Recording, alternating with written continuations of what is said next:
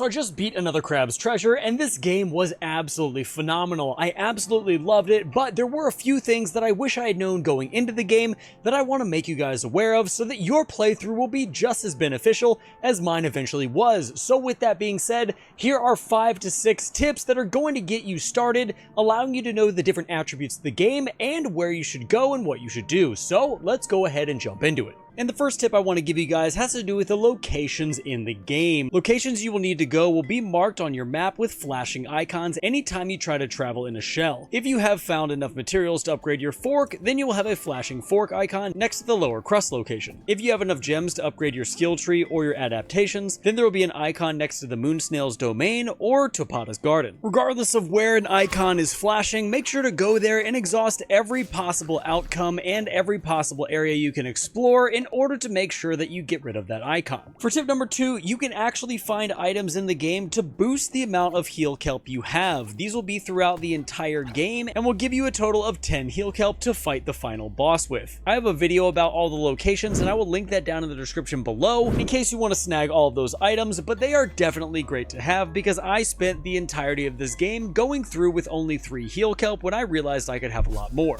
You will also be able to replenish your Healkelp out in your adventures when you find a little Healkelp plant, and you can go ahead and press Y on it and interact, and a little Healkelp will float up and you can catch it replenishing your stock. And for tip number 3, let's talk about combat. Learning to parry is one of the most beneficial tactics in any Souls-like game, and Another Crab's Adventure is no exception. Once the skill is unlocked in the moon snail's domain, take some time with a few weaker enemies and learn the parry window. This will help you keep your shell health up as well as parry bosses, allowing yourself to kill enemies fast and engage in combat at a pretty high skill level. You will also have the ability to get a really good critical strike if you parry a boss or an enemy a few times. Parry will be one of the very first skills that you unlock, and I highly suggest you do, because as in any Souls-like game, once you get that parrying window down, the game becomes incredibly easy. Now when it comes to the world of Another Crab's Treasure, you're going to find that you deal in microplastics. These are the very same thing as runes in Elden Ring or souls in the Dark Souls series. You will find many items that give you different amounts of microplastics, and you will also receive them from enemies in the game. With the microplastics, you can buy a variety of different items throughout your adventure.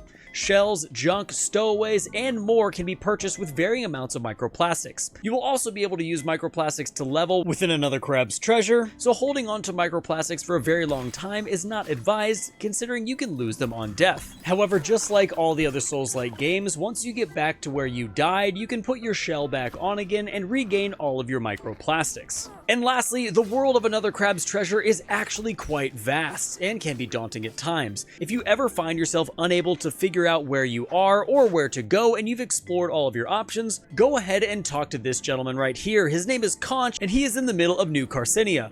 He will always let you know where to go and what direction you need to be traveling in order to get there in the quickest fashion. And a bonus tip for those of you who stayed until the very end, if you find that you've died in a very hard to reach location or there's a lot of enemies around your corpse, you can actually fish for your corpse and grab your shell and pull it towards you. This will keep you from having to go back into enemy territory or from going back to that very hard to reach place where you died. And guys, that is going to be our beginner tips for Another Crab's Treasure. If you guys have tips that you want other people to know, go ahead and leave them down in the comments below. Let me know if you're enjoying the game or not. Also, if you're not subscribed, make sure to subscribe on your way out and hit that bell notification. We have Elden Ring content coming up, as well as some more Another Crab's Treasure with boss guides. All that kind of stuff is coming out soon. So with that being said, thank you guys so much, and until next time, stay safe, enjoy the game, and I'll see you in the next one.